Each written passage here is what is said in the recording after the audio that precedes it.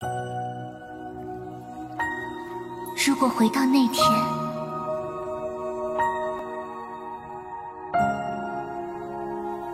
我半生坎坷，却多不由我。你跟我走吧。去哪儿？去哪儿无所谓，天涯海角。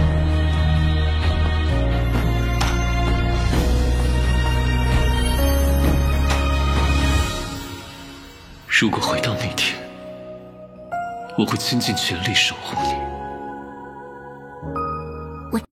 Selamat datang di Narasi ID. Jangan lupa dukung channel ini dengan cara subscribe kawan. Langsung saja ke cerita. Ikatan dunia, seperti petir yang merobek-robek malam hitam, turun ke dunia fana, sinar ini yang mengumpulkan kekuatan kuat dari jalan yang benar, turun dengan gemuruh dari langit, datang langsung ke bawah menuju ular iblis bertulang putih, melewati lurus ke dalam dari atas kepala. Pada saat itu, kekuatan yang kuat meledak dari tubuh raksasa itu. Para murid King Yun di sekitarnya didorong menjauh dari dampak udara yang tak terlihat.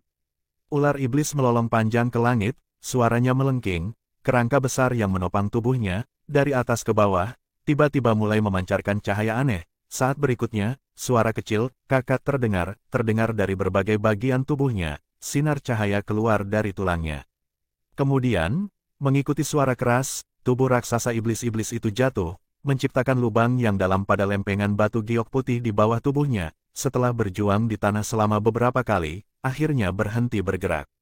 Sinar cahaya menyilaukan perlahan-lahan menyebar, mengungkapkan 7 penatua, Lu Sueki, Xiao Yichai dan yang lainnya di cakrawala, di bawah mereka, di samping tubuh raksasa iblis raksasa itu, mayat-mayat berbaring di mana-mana, di antara mereka ada 4 tetua King Yun yang berbaring selamanya dalam keabadian. Dan yang masih hidup, banyak yang terluka. Pada generasi yang lebih muda, Lu Sueki, wajahnya sedingin es tetapi separuh pakaiannya sudah diwarnai merah. Xiao Yichai bernasib lebih baik, terlihat cukup baik, hanya Zheng Susu yang berusaha untuk bertahan. Setelah menyaksikan kematian monster ini, dia menghela nafas lega dan tiba-tiba kepalanya miring, jatuh tak sadarkan diri. Semua orang kaget tapi untungnya Xiao Yichai ada di sampingnya, menangkap tubuhnya, setelah memeriksanya, merasa lega dan memberitahu sisanya. Yang lain kemudian merasa lega dan mengikuti mereka terus bergabung dalam pertempuran. Sejak beberapa tetua bergabung dalam pertempuran, untuk pertama kalinya pertempuran besar ini akhirnya mulai berayun ke arah fraksi baik. Keterampilan para penatua itu jauh melebihi murid biasa, meskipun jumlahnya sedikit tetapi dampaknya besar. Dengan upaya gabungan dari para penatua, Xiao Yichai, Lu Sueki, Zheng Susu dan murid-murid muda lainnya, beberapa setan itu walaupun kuat tetapi ditekan oleh orang-orang itu dan akhirnya dibunuh. Namun, iblis-iblis itu ternyata brutal dan kejam, fraksi baik itu juga harus membayar mahal. Namun dalam masa teror yang demikian, siapa yang akan mengingat rekan-rekan yang sudah mati? Pada saat tubuh ular raksasa itu runtuh, orang-orang yang melayang tinggi di langit sudah berbalik, tanpa ekspresi menuju ke bagian lain dari pertempuran, untuk melanjutkan pertarungan dan pembantaian. Xiao Yichai terbang ke belakang, menempatkan Zheng Susu di daerah terpencil dan dengan cepat kembali. Tiba-tiba saat berikutnya, dari sudut matanya dia melihat Lu Sueki dalam keadaan linglung di tempat mereka sebelumnya, menatap kosong pada mayat iblis itu, wajahnya pucat. Xiao Yichai bingung, berseru, "Lu Junior Sister, apa yang terjadi padamu?" Lu Sueki terkejut, seperti terkejut dari mimpi, berbalik dan melihat ke atas, bibirnya bergerak, seolah-olah dia ingin mengatakan sesuatu tetapi ketika dia melihat bahwa itu adalah Xiao Yichai, dia menutup bibirnya, mengambil napas dalam-dalam, dan kemudian memegangnya, pedangnya dan terbang, bergabung dengan pertempuran lagi. Xiao Yichai bingung, merasa bahwa Lu Sueki sangat aneh hari ini tetapi berpikir kembali, adik junior yang seperti surga ini selalu menyendiri dan sekarang adalah saat yang paling penting dari pertempuran. Dia berpikir sejenak dan memutuskan untuk pergi lagi pikiran itu di belakang, menuju ke pertarungan lagi.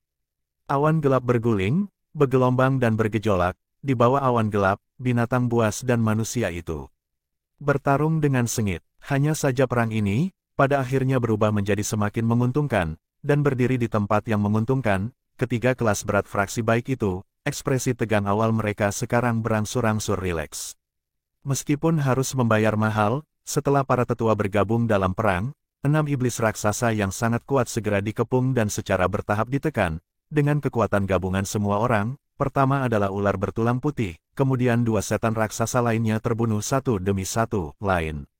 Bahkan ketika mereka menurunkan iblis-iblis raksasa itu, termasuk para tetua, fraksi baik juga menderita banyak korban jiwa, namun momentum pertarungan, bagaimanapun juga, diputarbalikkan sedikit demi sedikit. Binatang iblis biasa meskipun tak terhitung tetapi setelah kematian iblis raksasa, pembela mereka juga segera melemah. Murid-murid King Yun yang biasa meskipun tidak seperampil yang luar biasa tetapi lebih dari cukup untuk menangani itu, pada saat yang sama orang-orang bergabung bersama sebagai satu, layar cahaya menjadi semakin tidak bisa dihancurkan. Setelah merawat sekitar setengah dari iblis-iblis raksasa, para master yang lebih terampil menuju ketiga iblis yang tersisa dan mengepung mereka. Siapapun dapat melihat bahwa iblis-iblis raksasa itu adalah roh perang dari binatang iblis. Dan di bawah pengepungan para tetua Good Faction yang sangat terampil dengan generasi yang lebih muda, di langit yang dipenuhi dengan cahaya yang cemerlang dan sinar tajam langka yang tidak biasa dari senjata, tiga setan raksasa yang tersisa akhirnya tidak dapat bertahan, dalam teriakan yang marah dan sedih lolongan, satu demi satu mereka runtuh. Binatang iblis itu dalam kekacauan, jelas bahwa bahkan binatang buas itu pun merasa ada sesuatu yang tidak beres dengan situasi saat ini. Sebaliknya, fraksi baik merasakan dorongan moral, akhirnya layar cahaya yang gemilang meningkatkan kecemerlangannya, menyebar dan segera daging dan darah disemprotkan dan terbang, menekan ke arah binatang iblis. Jeritan panik memenuhi udara, banyak binatang setan melolong ke langit, suara mereka sedih, tirai cahaya tanpa ampun tiba dengan tabrakan yang keras, adegan berdarah dan kehancuran seperti apa yang akan disemprotkan. Kemudian di banyak raungan dan lolongan, di langit, di cakrawala, awan hitam yang mengepul itu tiba-tiba menjadi diam, seolah-olah dunia tiba-tiba membeku, dan kemudian, ada kilau, dari awan gelap dan sunyi, bersinar. Cahaya putih kecil, saat berikutnya, awan gelap tersebar, seperti tornado yang menyapu langit dan bumi, bertiup melewati langit angin dan hujan. Dari ceruk awan gelap, tiba-tiba pusaran besar dengan cepat berputar, awan gelap yang tak terhitung jumlahnya setelah digulung, tersebar, tidak meninggalkan jejak. Ada sesosok lelaki muda, keluar, tanpa ekspresi menyaksikan adegan pertempuran, dunia manusia berdarah, dari atas, seperti dewa-dewa legendaris. Rambut hitamnya bergerak tertiup angin, monster hitam aneh di belakangnya, tampak gelisah, bergerak gelisah, membuat geraman rendah. Dan pada saat kemunculannya, semua binatang berhenti, mengangkat kepala mereka ke langit, melolong ke sosok itu. Puluhan ribu binatang melolong, awan-awan gelap tersebar, seolah-olah arus setan, membubung ke langit, tampaknya naik 9 surga. Tidak ada satupun dari fraksi baik yang tidak berganti wajah. Pendeta Doxuan berdiri di luar Crystal Hall, mengerutkan kening, dia bergumam pada dirinya sendiri, apakah ini dewa binatang? Gua bulan ilusi, dunia surrealis dan ilusi itu. Bulan bundar yang tidak jelas itu berkilauan dengan cahaya aneh, masih tergantung tinggi di cakrawala, terlepas dari angin atau hujan, bulan itu selalu memancarkan cahaya redup. Dan manusia yang berjuang di dunia ini, tampaknya telah tersebar, hanya menyisakan satu orang, sendirian dan hilang. Siapa saya? Dia bertanya dengan lembut, mengangkat kepalanya ke bulan, untuk apa aku hidup? Dia diam-diam bertanya seperti itu, tidak tahu apakah itu ke bulan tidak jelas di cakrawala, atau ke resesinya sendiri. Setengah seumur hidup periode yang bergejolak, gelombang raksasa yang ganas, masa lalu, adegan demi adegan, mengalir ke dalam hatinya, tokoh-tokoh yang dulu dikenal dalam hidupnya, orang-orang yang pernah dengan tulus dia perlakukan, satu persatu melintas dalam benaknya, tetapi, semua tanpa meninggalkan jejak, diam-diam pergi jauh seperti itu. Dia merasa enggan, tanpa sadar mengulurkan tangannya, ingin menangkap sesuatu, tetapi tangannya di udara, akhirnya masih meraih udara. Tidak ada sama sekali, hanya cahaya bulan dari cakrawala, melintasi banyak angin dan hujan, masih tumpah ke tubuhnya, menyinari pakaiannya. Merosot ke tanah, seperti merobek semua lapisan eksterior, di dunia yang sepi ini, dia tidak perlu menjadi kuat, badai berangsur-angsur berhenti, debu diam-diam menjadi diam, tubuh itu, tampak seolah-olah akan segera tenggelam ke dalam sunyi sepi ini, dunia, berakhir dalam keheningan. Mati saja, legenda kuno mengatakan bahwa tidak akan ada lagi rasa sakit atau pikiran ketika seseorang mati, tidak akan ada lagi kekhawatiran atau kekhawatiran, bahkan jika itu adalah neraka 9 Netherworlds. Sebelum Yama, Raja Neraka, istana, yang akan tahu seperti apa jadinya. Di dunia fana yang ramai, mungkin pada akhirnya semuanya akan kosong. Tapi, tubuh diam itu tiba-tiba bergetar, cahaya bulan di cakrawala tampak bergetar juga dan kemudian menyinari seberkas cahaya, menyinari tubuh itu. Dia sepertinya berjuang, dia sepertinya tidak mau, dia berjuang untuk bangkit, setiap tindakan tampaknya mengambil semua kekuatannya, bumi di bawah kakinya jelas memiliki godaan yang tak terbatas, menggoda dia untuk berbaring dan tidak akan ada kekhawatiran lagi, dan dia bisa melepaskan diri dari kesedihan, dari dunia fana. Tetapi dia menolak untuk mundur, dengan keras kepala berusaha meluruskan tubuhnya, tangannya berdarah karena usaha, air mata yang dalam di bibirnya, di dunia yang sunyi ini, dia masih menolak untuk menyerah. Cahaya bulan yang redup itu, seperti mencurahkan isi hatinya, jatuh ke atasnya, seperti berbisik, mengapa kamu bersusah payah untuk bertahan? Lepaskan, lepaskan dan Anda akan bebas. Dia berjuang, seperti seekor semut di surga dan bumi yang luas dan tak terbatas, terlepas dari apapun, menghadap ke surga dan bumi yang tampak tanpa batas, pada akhirnya dia memandang ke atas, ke langit. Perlahan berdiri, wajah yang dikenalnya, diam-diam melayang di dalam hatinya, pada akhirnya bahkan antara hidup dan mati, dia akhirnya masih tidak bisa menyerah. Hidup ini, dia masih memiliki seseorang yang dia sayangi. Zhang Xiaofan, atau mungkin itu Ghost Li, semut di dunia ini, saat ini sedang diam-diam menonton langit, menatap bulan redup di cakrawala. Cahaya bulan tidak biasa dan dingin. Dia tiba-tiba berteriak keras, melompat, meninggalkan sebidang tanah tak terbatas ini, lurus ke atas ke langit. Di depannya, ada emas, lampu hijau gelap dan merah, menyala tiba-tiba, bersama-sama dengan tubuhnya, langsung menuju ke bulan itu. Bulan yang dingin terdiam tetapi di depannya, sinar bulan tiba-tiba redup, itu adalah sepasang sosok, memandangnya dengan ramah dan gembira, seolah-olah saat yang menyenangkan menunggu badai malam bertahun-tahun yang lalu, turun ke atas manusia, dunia hanya sekarang. Jantungnya terasa seperti pisau tajam yang menebasnya, seluruh tubuhnya gemetar, tetapi seperti panah yang meninggalkan busur, dia tidak memiliki niat sedikit pun untuk mundur, tiga lampu seperti kilat, di bawah tatapannya yang waspada. Menusuk melalui tubuh pasangan, melintasi. Muncrat darah segar, atau hujan deras, jatuh ke wajahnya, perasaan dingin. Sosok-sosok manusia menghilang, dia tampak merasakan mati rasa. Namun matanya masih tegas, menuju ke bulan pingsan itu. Tiba-tiba, bulan redup lagi, Tian Bui dan Suru muncul, Suru tersenyum padanya, Tian Bui seperti yang dia ingat, mendengus dan membalikkan matanya ke arahnya. Dan di antara mereka, Tian Linger tersenyum seperti bunga, berpakaian merah, penampilannya samar-samar berusia 16 atau 17 tahun, tertawa keras dan memanggil, adik junior, mari naik gunung untuk memotong bambu. Seperti mati lemas dalam sekejap itu, tiga sosok di depannya, tampak hidup, menghalangi di depannya. Jenis menggigil yang dia rasakan, seperti kilat melewati seluruh tubuhnya, cahaya dingin mendekati tubuh mereka, hatinya terasa seperti akan terkoyak.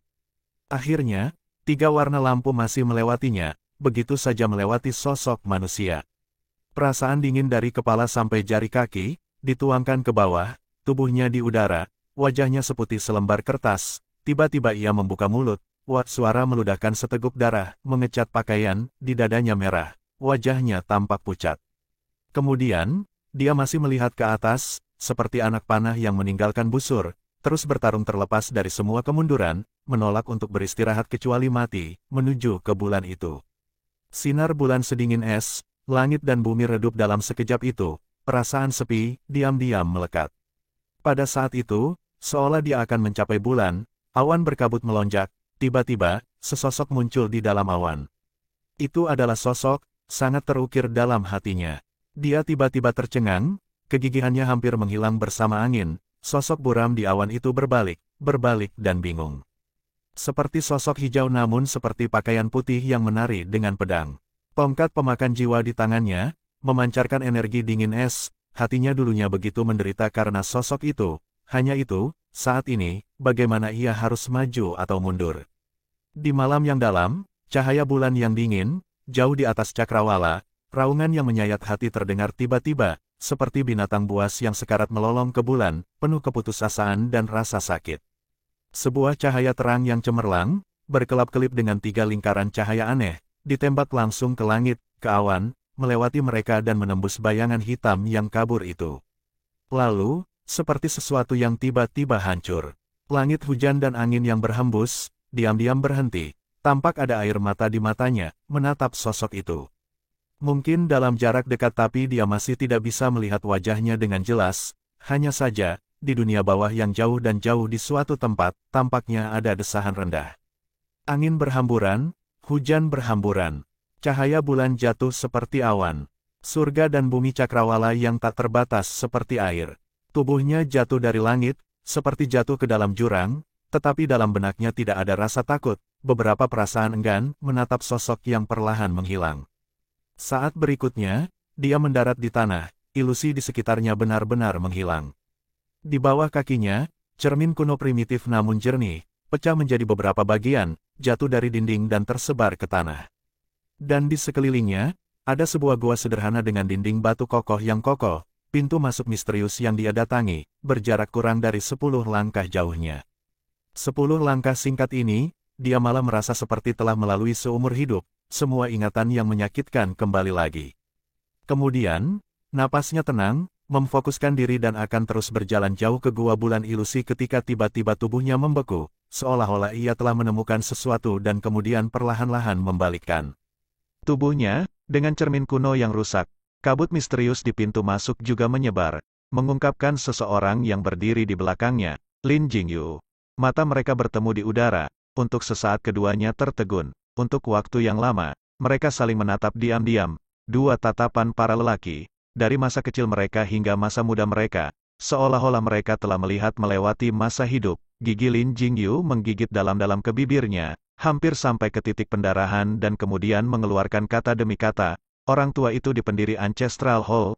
Apakah kamu yang membunuhnya?" Gosli terdiam, sedikit menundukkan kepalanya. Setelah beberapa saat, dia sedikit mengangguk dan berkata, "Ya." Mata Lin Jingyu langsung memerah.